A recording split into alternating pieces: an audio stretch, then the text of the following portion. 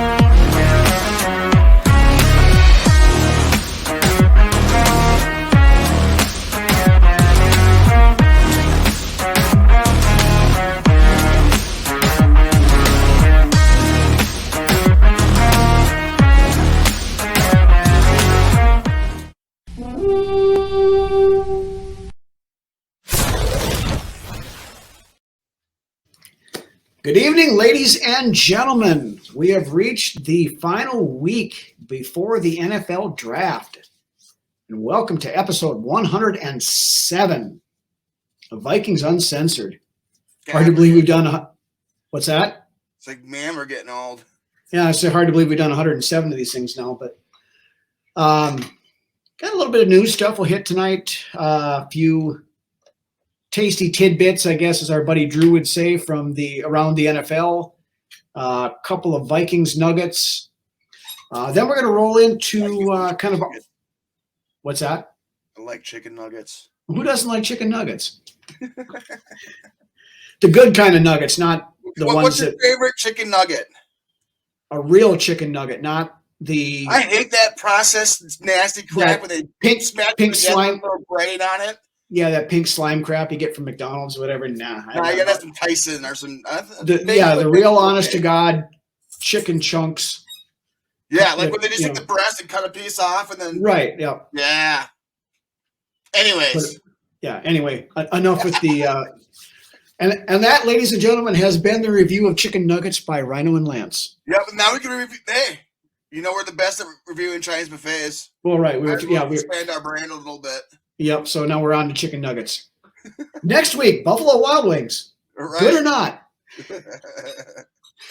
So anyway, we'll also take a look at kind of what we think the Vikings could, should, and might do with their first overall pick. No shortage of options there. So Lance and I'll talk about that. Another viral video of the week coming up later on. And then, of course, we will have our final mock draft roundup of the pre-draft process. So with that, we will get started.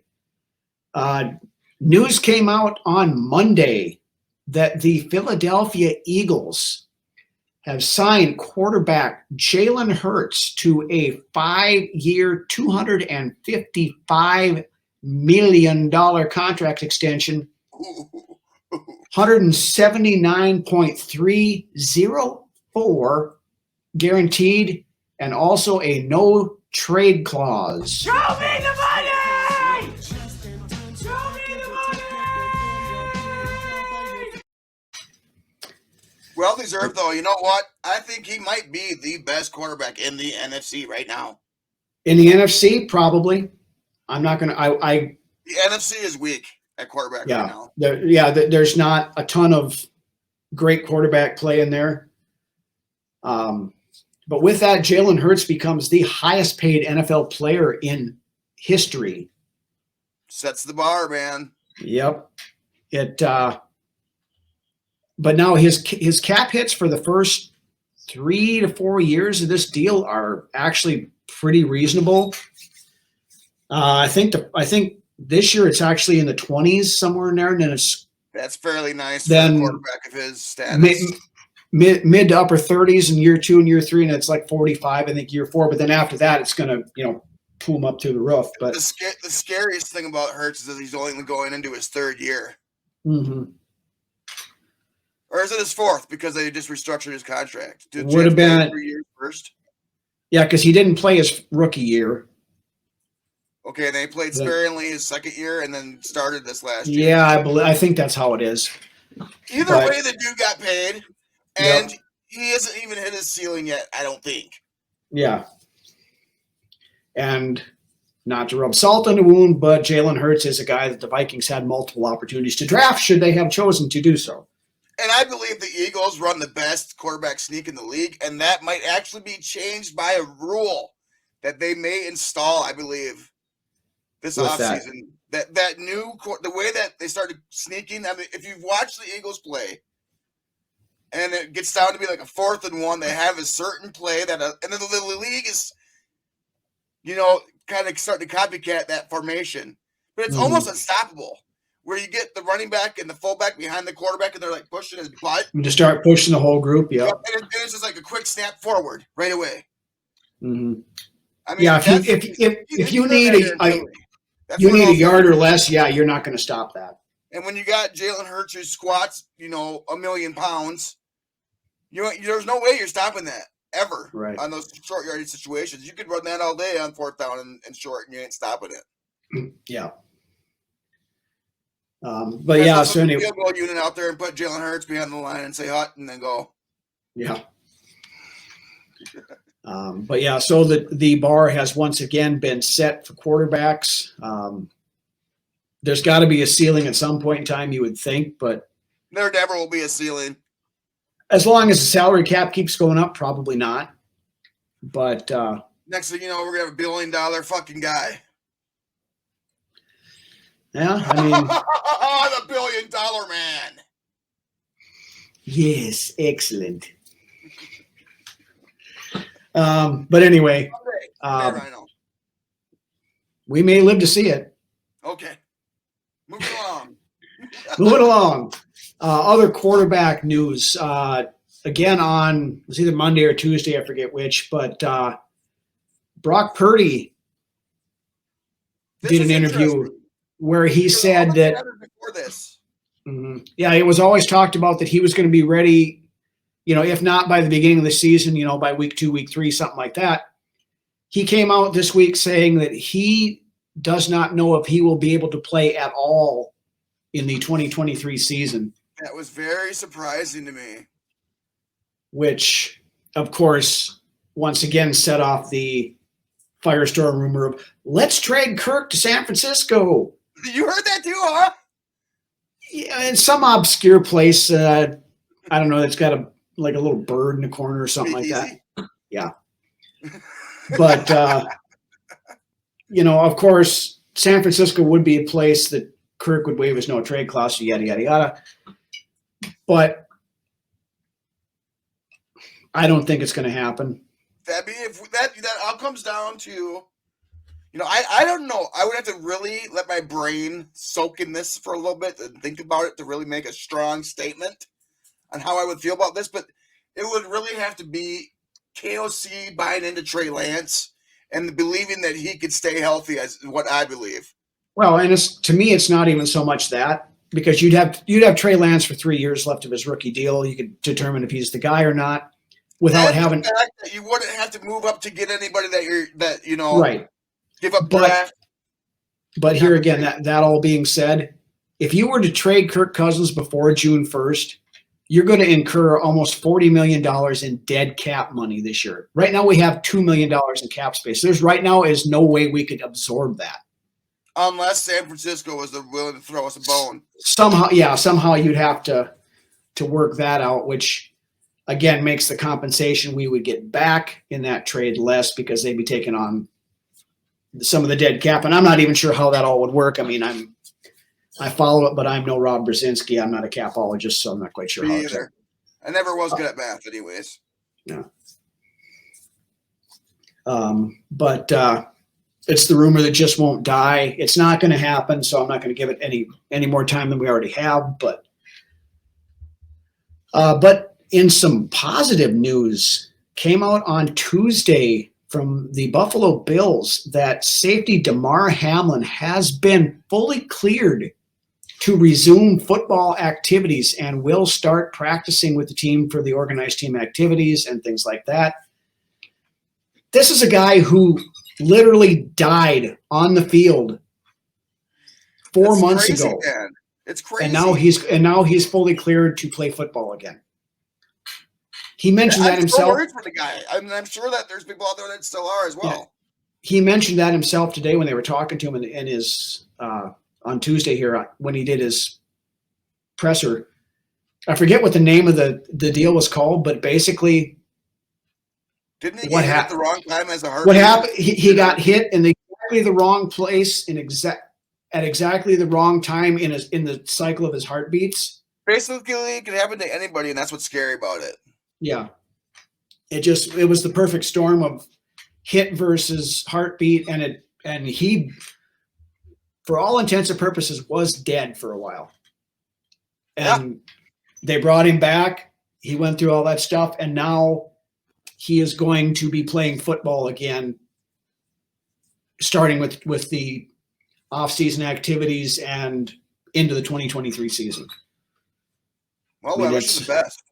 Yeah, absolutely. I mean, it's congratulations as well as far as rehab goes and getting cleared by the doctors and all that. And I just wish you the best. It's a great story. I mean, there's no ifs, ands, or buts about that. You got to pull for the guy. I mean, since we talking about off-season activities, voluntary workouts starting this week.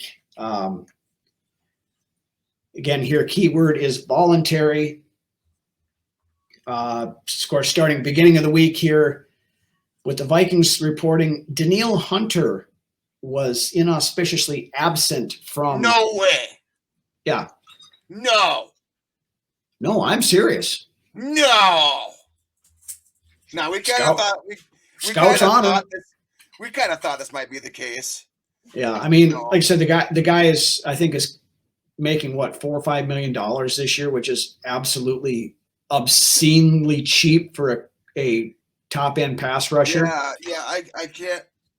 And how does that even come to be? How does it even? I don't know. I mean, the guy has given the team friendly deals every time he has done a contract renegotiation. Yeah, and he wants to get paid like he should be for, he's what, 28 years old or whatever now. Man, I know it's cliche, but that's just what it is. It's a business, man. Yeah, and I don't fault him one bit for wanting to get more money out of the deal. He should get more money out of the deal. Yep. I hope the Vikings are the team that can give him more money out of that deal. But right now, with this year's salary cap, that's not looking like it's a possibility. Well, that's the thing. So that unless becomes unless not Mike, but Brzezinski, wiggles his wand, and figures something out, which I don't know might not be the best thing because it might just be kicking the can down the road salary cap wise for us even further into the future when things look pretty bright for next year or at this point. But who knows? I wish the best there in that situation as well for the player and for the team as well. But what do you do? It's got and Flores already came out and said he wants Danielle Hunter on his defense, yada yada yada. I mean, of course, who wouldn't want a player of Hunter's caliber when he's healthy on their defense? I mean, and I think Flores would use him correctly this year. I mean, he had 10 and a half sacks or whatever it was last year under Donatel. He came around, especially towards the end of the season, as far as kind of grasping that feel for the. I mean, I guarantee you, Rhino, you ain't going to see Danielle Hunter going back into coverage next year if he happens to be on this roster. Yeah, Flores ain't going to send Hunter and Smith. I hope back into coverage where they're best suited going forward instead of backwards. Right. Anyways. Yeah, so stay tuned, I guess, as far as that goes. Another player that was absent from at least the start of team activities, one Dalvin Cook. Now, of course, Cook had his surgery, so he would not be able to practice anyway. This is getting pretty nasty pretty quick. Yeah, as I talked about on Rhino Rants on Monday, his agent was on a podcast last weekend or somewhere in the last week or whatever it was anyway, talking about how, the Cook has been playing with this bad shoulder since 2019 or whatever it's been, and how he's been putting up, these good numbers, even though the Vikings, especially the last couple of years, have been misusing him, and how the team was actually very mediocre, but yet Dalvin was still able to produce.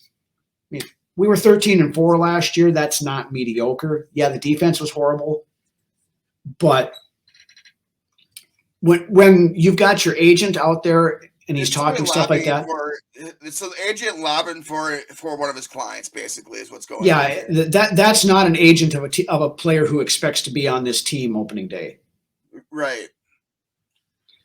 And exactly. With some of that, there's the chatter going around. There's definitely some what do they call it? Mud throwing in the political game. Mudslinging, yeah. Mudslinging going on there as far as the agent towards the organization. Right. But according to, I think it was Andrew Kramer, had made a comment on Monday that as it is right now, all options are on the table as far as Dalvin Cook goes, including an outright release yet. That's mind-boggling to me, as far as, because they basically played him a baloney. Yeah, they gave him baloney for his balonus. Yep. No. They paid him a bonus here not too long ago to, I figured that they were going to. Well, his was due to injury, and after he had that shoulder surgery, it became guaranteed, so they didn't have much choice there. Okay. Now, the thing of it is, why they didn't release him before they had to pay that bonus.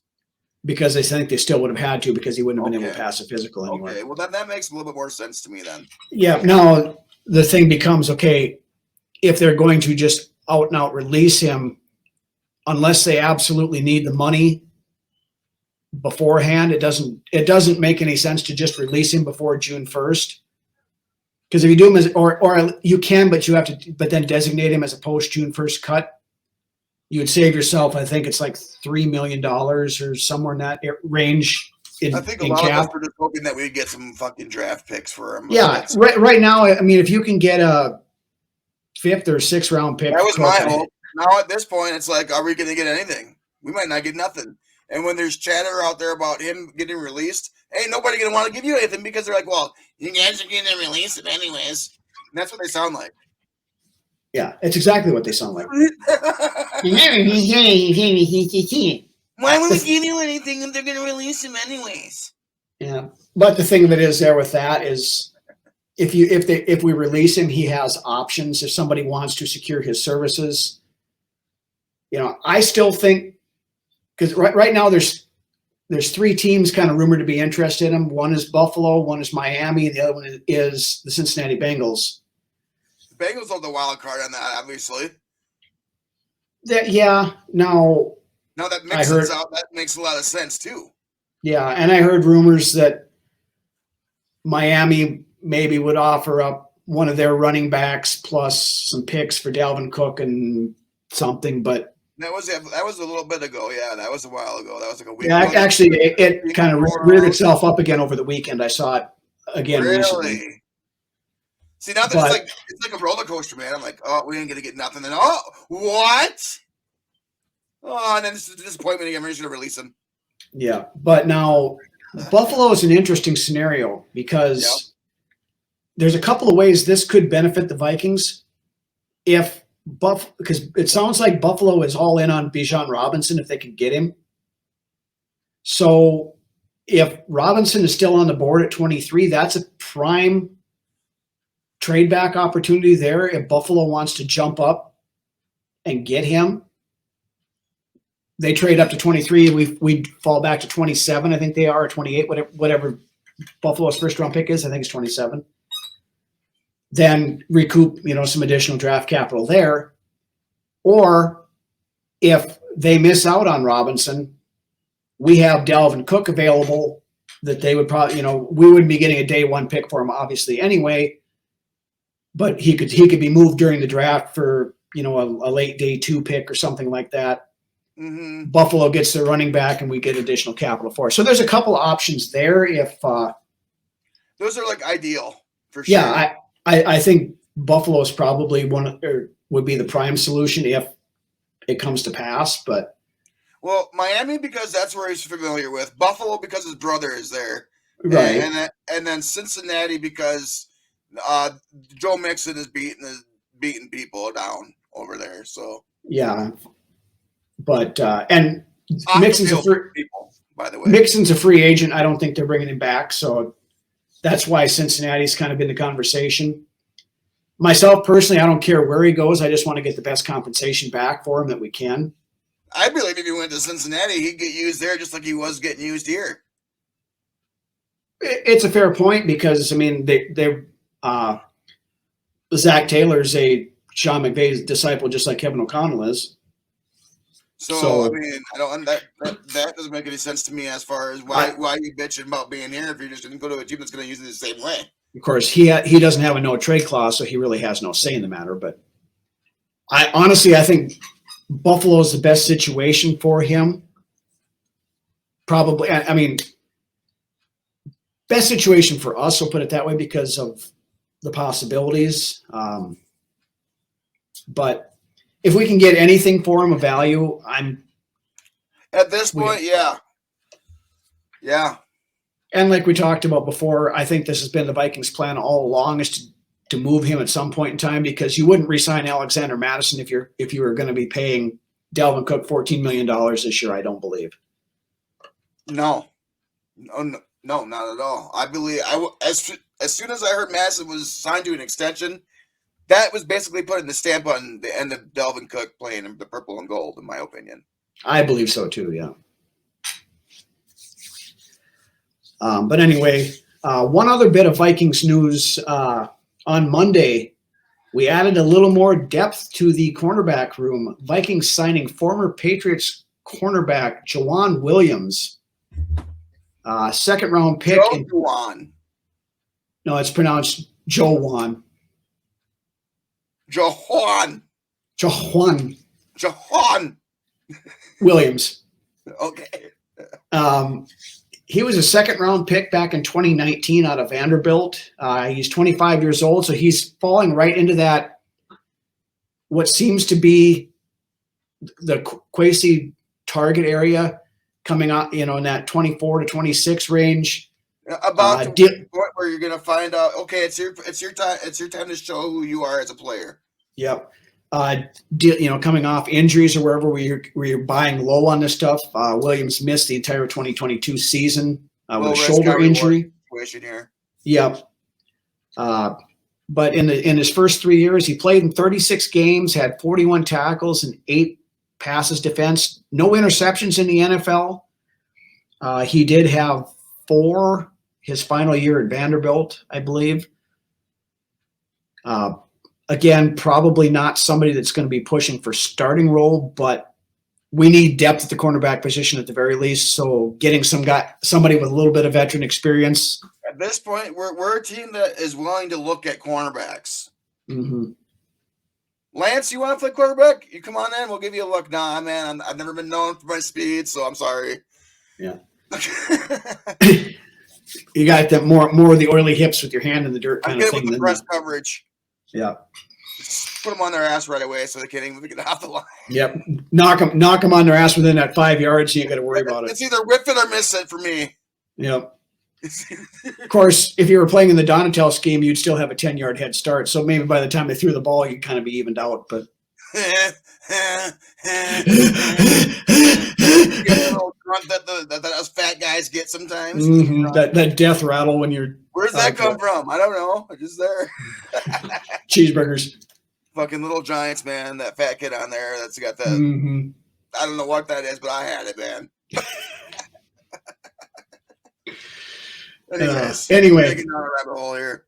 Yep. So we'll move on here into our discussion about the Vikings and what they're going to do with their first pick of the draft. There's been no shortage of discussion going around. I mean, we could go. There's any number of about. It's so dramatic every year, Rhino. It seems just so dramatic. Yeah. But there's really any different combination, 4 or 5 different ways or whatever that they could go with this pick. Man. It's Christmas.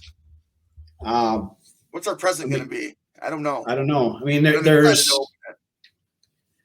is, of course, the option of growing the sack of balls that you got to carry in the wheelbarrow and moving up into the top 3. Everybody that's somebody right now is saying that's never going to happen. But I mean, if it's me running the show and I have a chance to make a splash and make a spot in my legacy, I believe that Richardson's going to go somewhere and just light this league up. And that makes me want to go get this kid. I believe he's got the Mahomes like type of play in him, and I love it. Mm-hmm. And he's gonna go somewhere and he's gonna light it up. That's just my take on the kid, and I want him. Will Quessy go get him? It's yet to be seen. Now I heard from an NFL insider here earlier this week. I think it was Andrew Kramer. I can be wrong on that, but whoever it was anyway, I forget now, but said that what they had heard is the Vikings are one of the teams who have been talking with Arizona about moving up to number 3.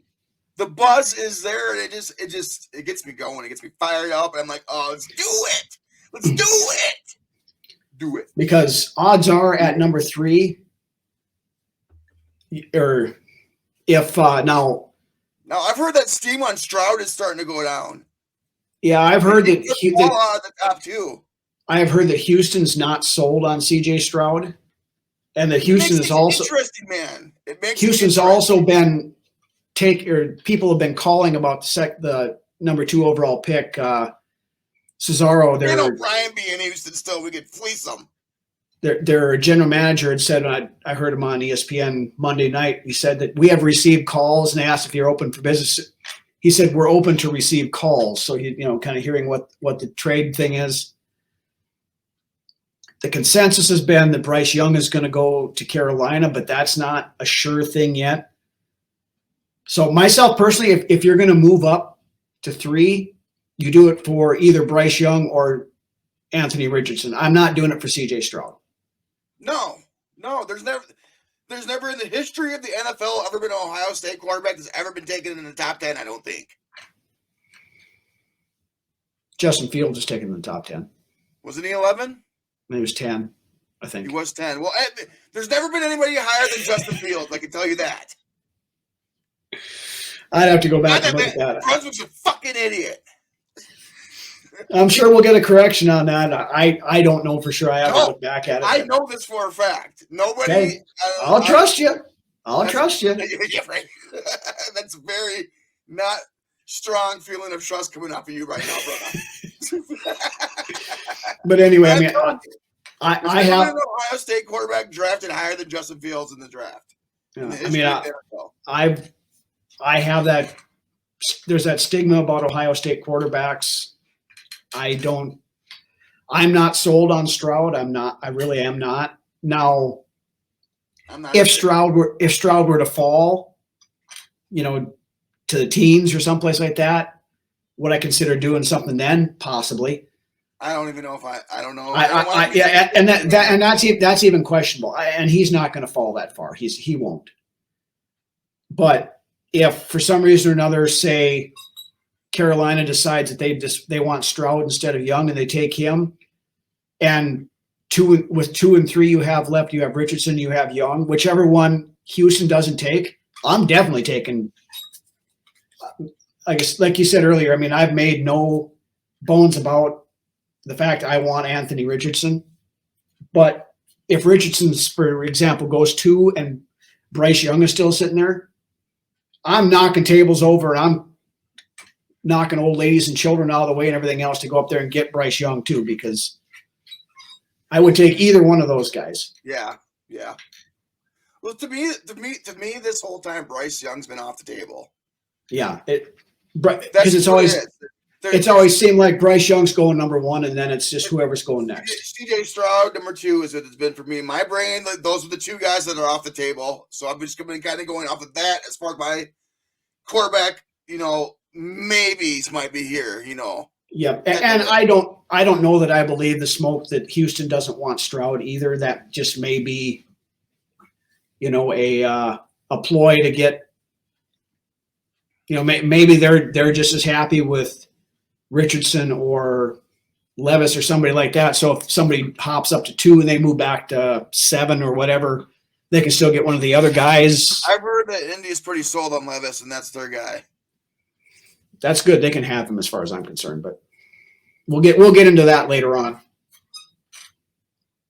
So we've talked about the trade up part. What do you think? If we are getting Richardson, I would wait for Hooker and see what happens there.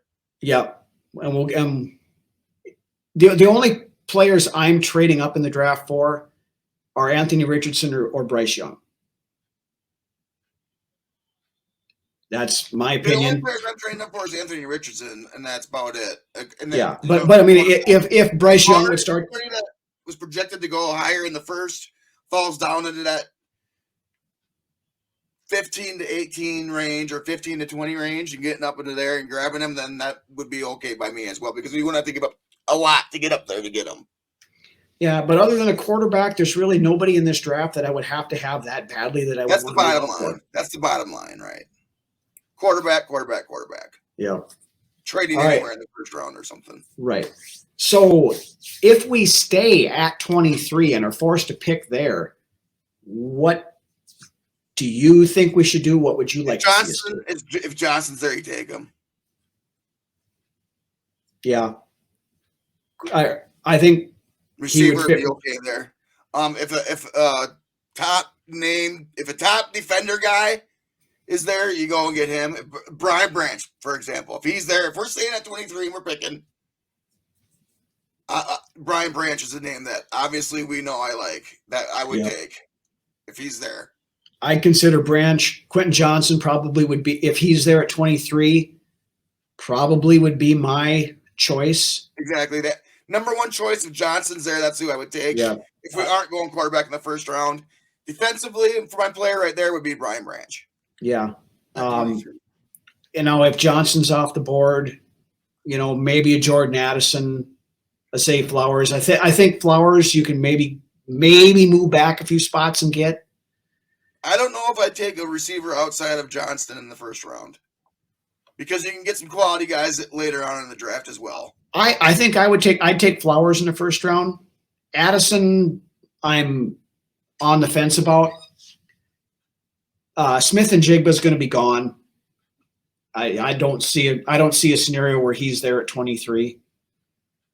And I mean, I'm not sold on him being a great fit for what we want to do. I'm not knocking him. He's a great wide receiver, but I think there's better options out there for what we want to do.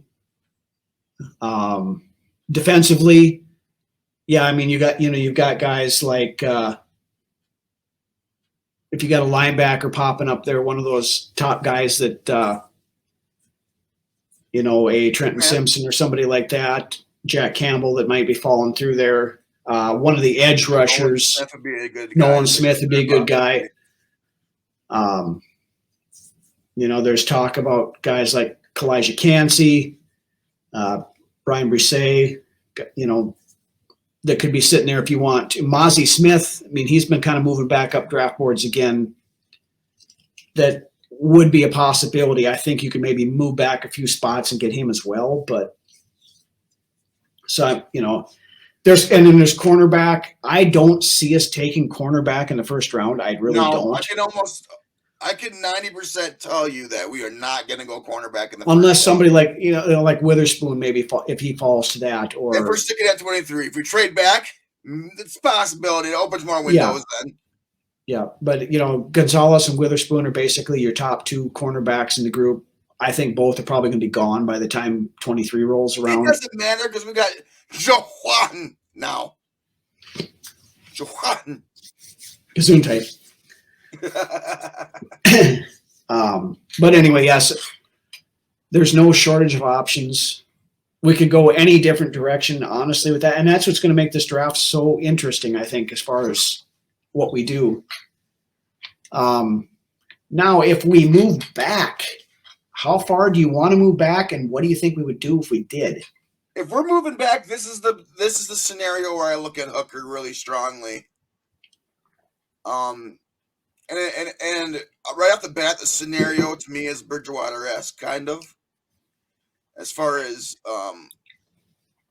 situation goes as well. You know, maybe they'll get just for that 5th-year option would be nice on the quarterback, especially. Mm-hmm. I know I've been down on Hooker a lot on this show, and I'm not going to lie about that. But I've also said that it doesn't matter who we take, I'm going to support them regardless until they show me a reason why I shouldn't. I respect KOC and Kwesi in that regard. So if we're going to go get somebody like Hooker and we can get him at 31 by trading or, you know, down whatever it might be to get him and also accumulate picks in the process of getting him, do it, man. Let's do it. Yeah. No, I agree. No, I know, a lot of people are saying that, well, they don't have a first-round grade on Hendon Hooker. He's injured. He's 25 years old. That 50-year option is huge, especially with the quarterback. And that's the key thing right there, I think. So, I mean, if you're, like we mentioned earlier, if you possibly are trading back to 27 with Buffalo, maybe moving back to 31 with Kansas City, if Kansas City wants to jump up and get a wide receiver or something. But that makes that value, that value. I've seen this today in the group that we're both in. I'm going to plug our group, the Gallahorn here. I don't remember who brought it up, but I think it might have been Joshua Hall. I mean, if you're out there, I'm sure you're watching us. You watch us every week. You're one of the OGs of this show, one of the viewers. Just talking about how that's going to make the value of that pick that, if we go down to the 31st or 32nd pick, that value of that pick goes way up. We might be able to get a nice haul of mid-round picks there in that as well. Well, there is no 32. We got to remember that this year because Miami lost their picks. So there's only 31 picks in the first round. So if you want that 5th-year option, the furthest back you can go is 31 to Kansas City. But like you said, if I know a lot of people don't want anything to do with Hendon Hooker in the first round, but if you're going a quarterback, that fifth, and you mentioned this too, that 5th-year option is so important that if you're going to take Hook, and I mentioned this Monday night on Rhino's Rants too, you don't want to get too cute. You know what? We can probably move back to 34 and get him there, and then somebody jumps ahead of you and picks him at 32. Exactly. And then you're stuck thinking, oh man, it's me. Then you panic pick with your next pick. Yeah, then it's okay. Yeah, then what do we do? Do we wear around for Tanner McKee or Dorian Thompson-Robinson or somebody like that further down the line who probably isn't your first choice of guys anyway? So if we move back and we did, then I think that's a prime spot for Hooker. Let him sit for a year, finish his rehab, learn that kind of stuff. I also We've said this before, Rhino. I'm sorry for cutting you off, but no, that's fine. For any young gun that's going to come here this year, in particular, is coming into the ideal, perfect situation. It's Kirk Cousins' last ride here in Minnesota. He knows it. We know it. Let's get it. Whoever comes here has the comfort of knowing they're not going to get thrown to the wolves out right off the bat. Yep. And this was an important point that got brought up Monday night also. Everybody's talking about, well, Hendon Hooker's 25 years old, blah, blah, blah, blah. Joe Burrow was 24 years old when he got drafted. Nobody says boo. Fucking news articles like that get blown out of proportion at this point in the year. Yep. But nobody says boo about how old Joe Burrow is. It's not like he's 28. Come on. No, but Burrow turned out, and I brought this up too. 5 years from now, nobody's going to care that you took Hendon Hooker in the first round if he pans out and becomes a franchise quarterback. The only way it's good wins games. Yep. And balls out and plays to their potential and their talent. Yep. Now, not just to say that the only person I want if we trade back is Hendon Hooker. This also opens ourselves up to many other places. You've got a bunch of edge rushers that are going to be available in that.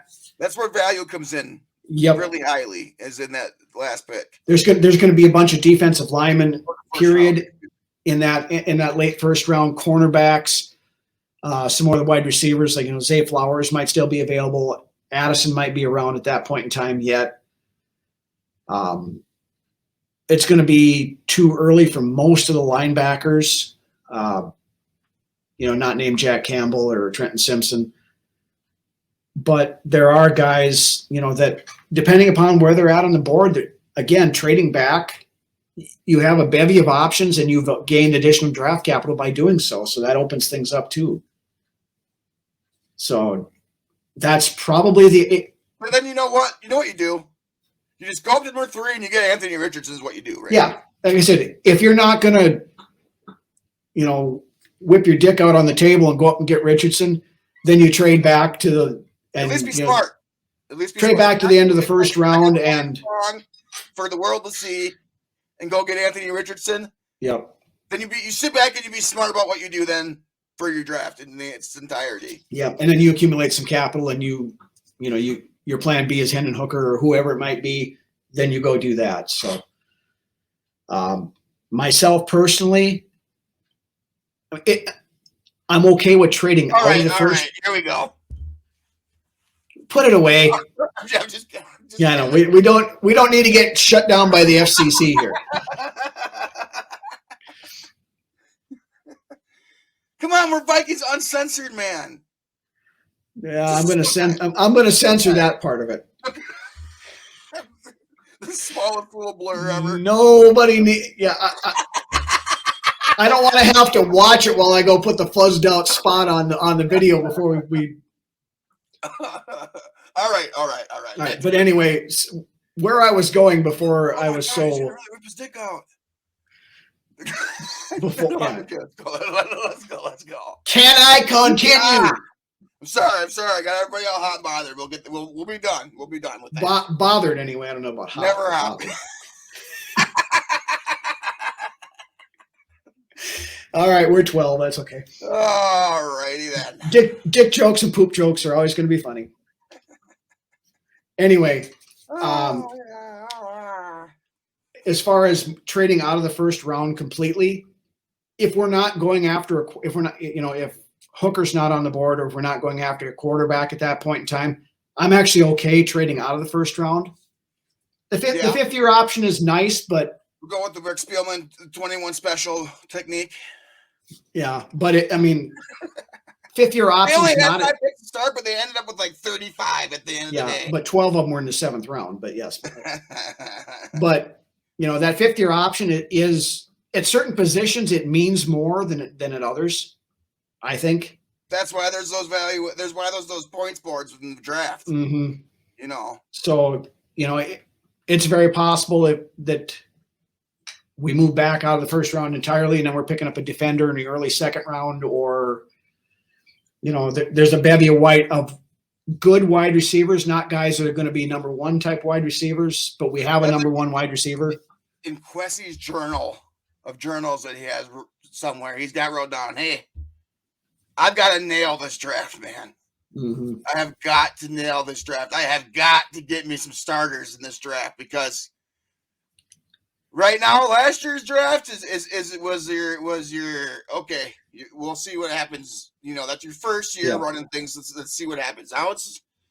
Now you're really going to be getting evaluated. You're even under a microscope, even more so than what you were last year.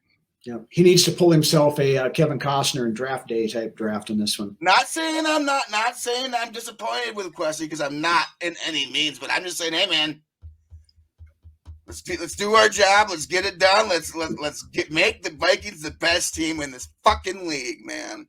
Mm-hmm. I agree. So anyway, that's kind of our thoughts as multi-tangented and everything else as it ended up being, but on what we thought about. We're going to kick off the show, Rhino. Absolutely. But with that, we're going to roll into our newest segment once again. We call it the Viral Video of the Week. So, go grab yourself a fresh, cold one. Come back, check this one out. We'll be back in just a minute. 3rd down and 6 at the 9. And Bo Jackson to the 20 and out in front, and only one man to beat, and Easley can't run him down. He had the angle, but there goes Bo, and nobody catches Bo. Touchdown. He may not stop till Tacoma. He's gone. Portland. He just went by Spokane. And there go the Raiders into final. What a scene. Come on back, guys. Oh, he was flying. 3rd and 6.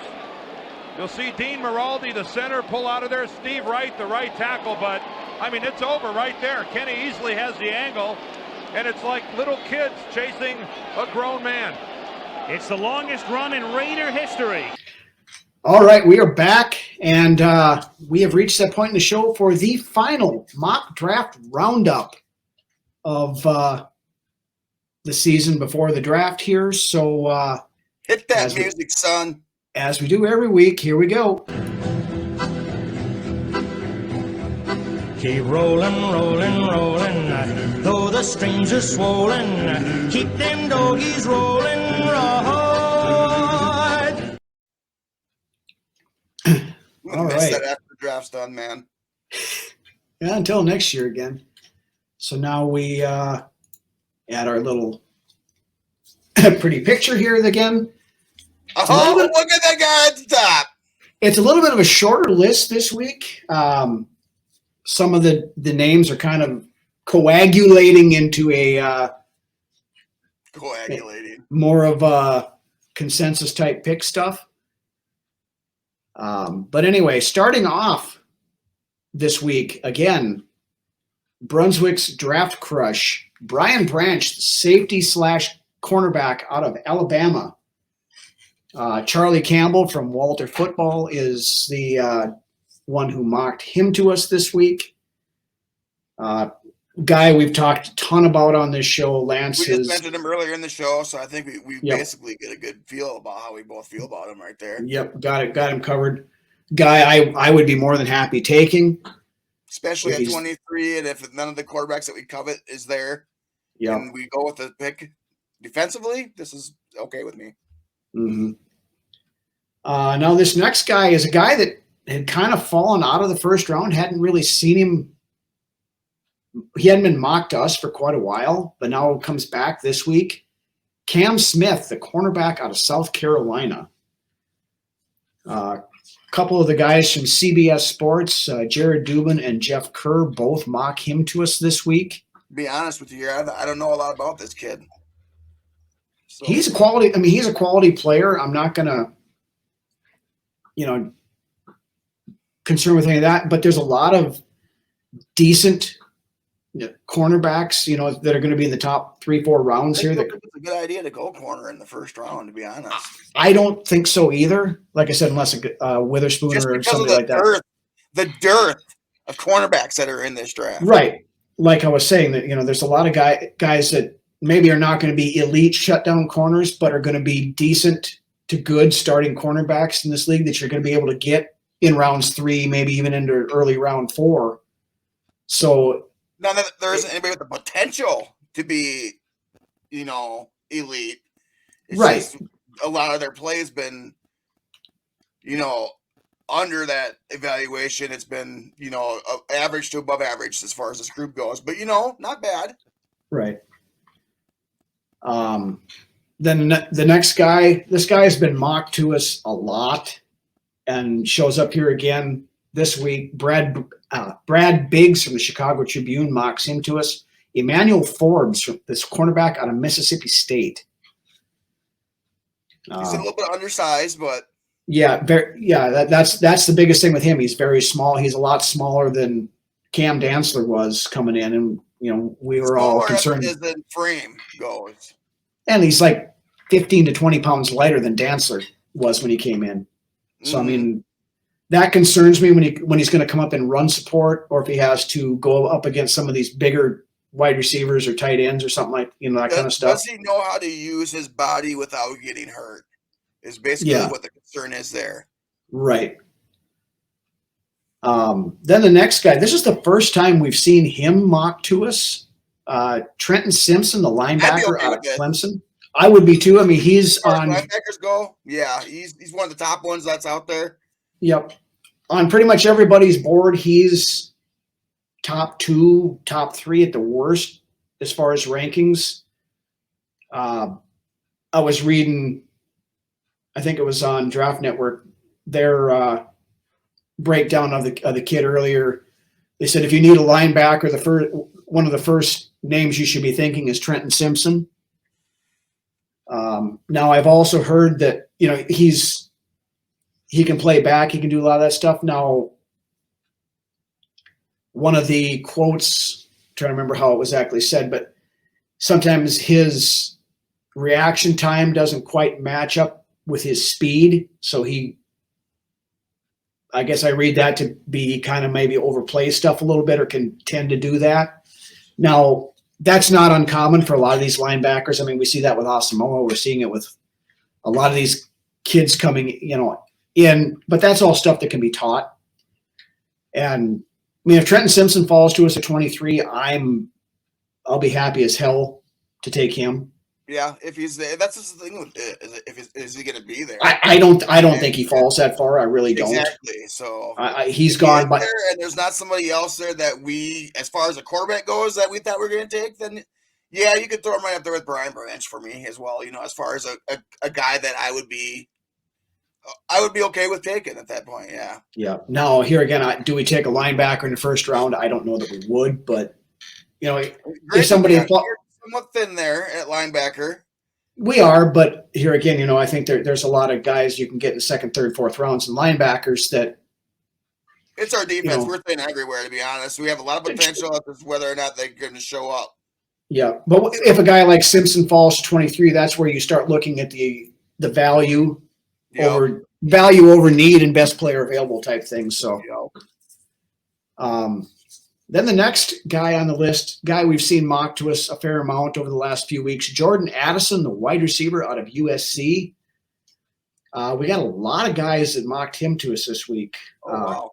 Kyle Stackpole and Ryan Wilson of CBS Sports, Walter Trupinski of Walter Football, the Tankathon staff mock, and Charles McDonald of Yahoo Sports. So Addison was by far the consensus of the mock drafts this week as far as number of legit sources that mocked him to us. I mean, I'm okay with Jordan Addison. He's, again, like most of the wide receivers in this class, he's a little undersized. He's like 5'11", I think, something like that. Speed is good enough. He's not a blazer. I don't really think so much, but I'd much rather have Quentin Johnson here, though, to be honest. Yeah, I mean, Johnson is that more big-bodied 50-50 guy that can go up and get this stuff, which if I had to pick between the two, I'm taking Quentin Johnson as well. I tend to like Zay Flowers a little better than Jordan Addison just because Flowers has got that deep speed that can take the top off the defense. Plus, he's good. Flowers only being 5'10", he's one of the better guys in this draft at contested catches. Yeah, and he plays nasty. Like I said, his comparisons perfect. Percy Harvin last week, I compared him to, right. And I like a guy that is like a cannonball, man. When he's small but plays big. Yeah, I mean he's definitely got some of that Percy Harvin, Deebo Samuel type stuff to him, I think. But nobody mocked him to us this week, so. Right.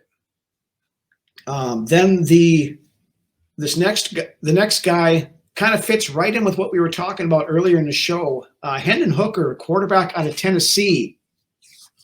Mike Finelli out of Fantasy Pros is the guy that mocked him to us, and he has us trading back to pick 30 and taking Hooker there.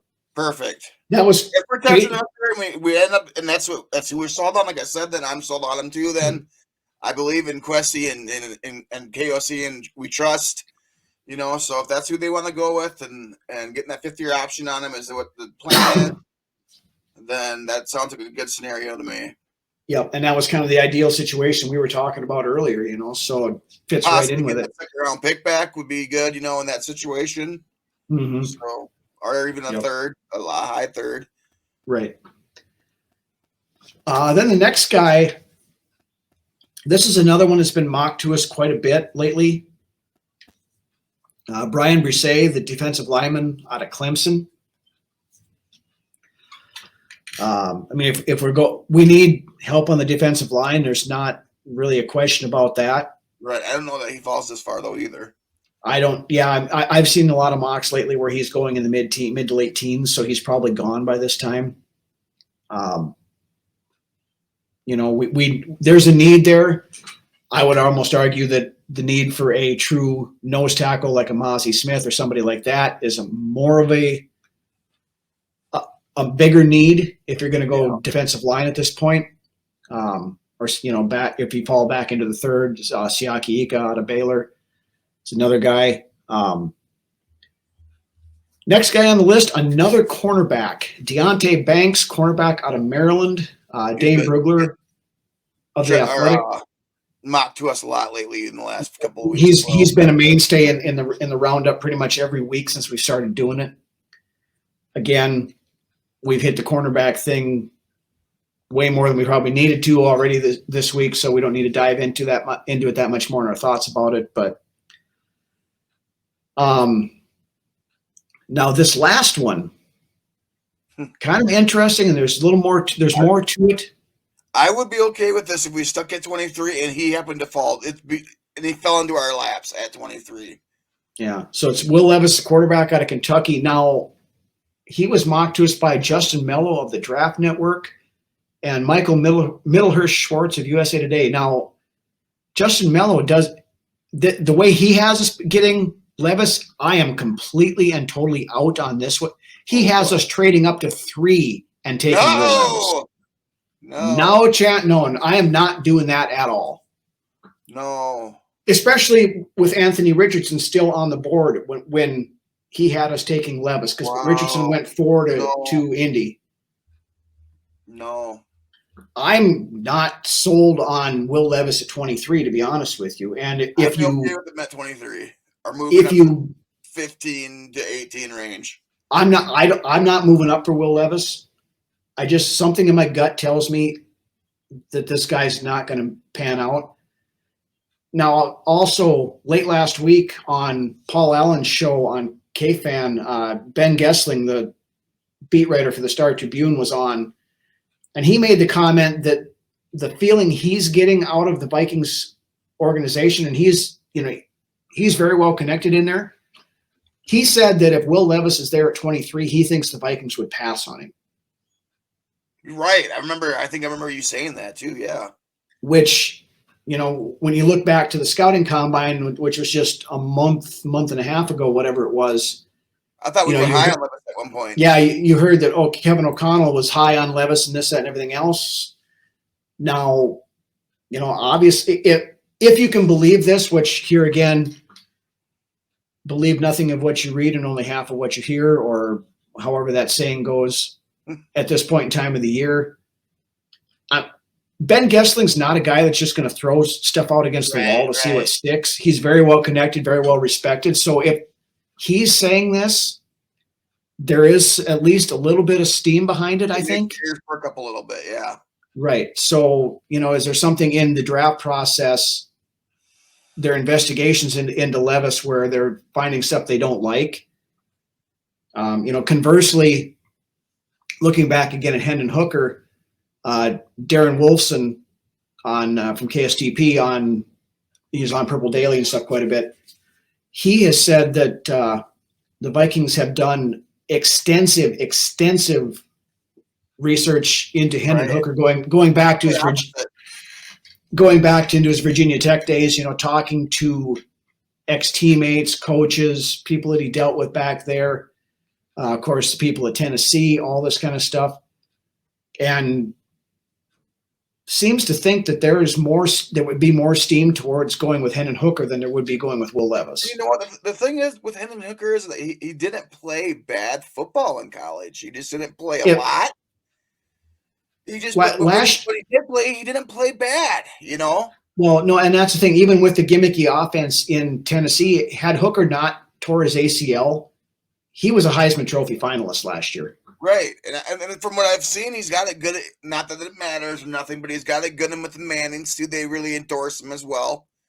Being a volunteer probably helps as well with Peyton, Yeah. But, so if you got Peyton Manning as a in your back pocket as a advocating for you, then yeah, that's good. It never hurts. No. And it's like I said, it's not like he played bad collegiately when he got his shot. He played pretty damn good. He played very throwing interceptions, which is fantastic. Mm-hmm. But the question marks with him is what concerns me. Right. And that's just about it. And those could be answered. Yep. And there again, like we've said multiple times, whoever KOC and Kwesi pick as their quarterback of the future, that's our guy. I'm giving them the benefit of the doubt. We brought these guys in here to build this team for the future, to find that quarterback that Spielman was never able to do, to move this team forward and, get rid of the gloom and the old guard. Because otherwise we could have just our leadership in our organization and the guy that we decide to go with. I do too, and until they prove it's not the guy, and if whoever we pick isn't the guy, then we go try again. I mean, it's that's the narrative up until this point. So let's change that too. But at the same time, if it's not, then that's just right. Another bump in our Minnesota Vikings franchise's road. But let's just hope that's not the case. Right. But with that, that's about all we've got for this week. Again, thank you everybody for joining in, for watching, for taking part in the chat. If you're out and about, take us with you, whether it's on the YouTube, whether it's Facebook, the audio podcasts. If you have not done so, like the video, subscribe to the channels. It helps us out a ton. Do not forget the additional shows we now have under the Vikings Uncensored banner. Brunswick's Best, Wednesday nights, 6 o'clock. Those pop every week. And our newest show on Monday nights, live, Rhino's Rants, where I kind of take a look at some of the hot button issues of what's going on in the world of the Vikings and chat back and forth with you guys in the live chat. Our old buddy Doc last night put it the best way. The feel of it is just some guys sitting at the table at the bar, drinking beer, talking football. That's kind of the feel we got. Trying to go with that for that show. Again, Brunswick's Best takes podcasts. There you go. Podcasts. Yep. Hat tip to our buddy Nick Howard for that one. What's your name? Dum, bum, bum, bum. But man, if you just get Woody Harrelson on our show, that'd be badass. There we go. But anyway, that's all I got. So why don't you take us home, Lance? Woody! Hey, Sammy. If you're interested, Woody, and you watch, give us a shout out. We'll get Norm on here too. That'd be all right. Yep. Afternoon, everybody. Norm! Yeah. Norm McDonald. No, never mind. No, it's Norm Peterson. Right. Norm McDonald was on Saturday Night Live.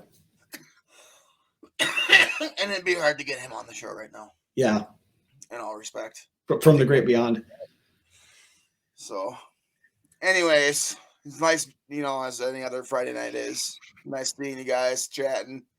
I know a lot of the times I'm not in the chat because I have a job that runs, usually at that time. So, anyways, with that being said, I am pumped for the draft. Let's go get our guy. I have a feeling that we're looking at quarterback real hard, real long, and hard, like earlier in the show. That's what she said. Okay. We'll see y'all next Friday. Nope. Quick programming on that. Oh, that's right. Next week we will Vikings Uncensored. The main show will be Wednesday night. We'll do an official mock draft of the first round, at least up until where the Vikings pick. Give our final thoughts on our annual mock draft, pre-mock draft, because you don't do post mock drafts because that wouldn't make any sense. That doesn't make any sense, but yeah. So next Wednesday will be the Vikings Uncensored studio show. Or we could do a post-mock draft where we get every single pick right. That's true. And then just release it before the draft with our time machine. calculations are correct, when this baby hits 88 miles per hour, you're gonna see some serious shit. Good night, everybody.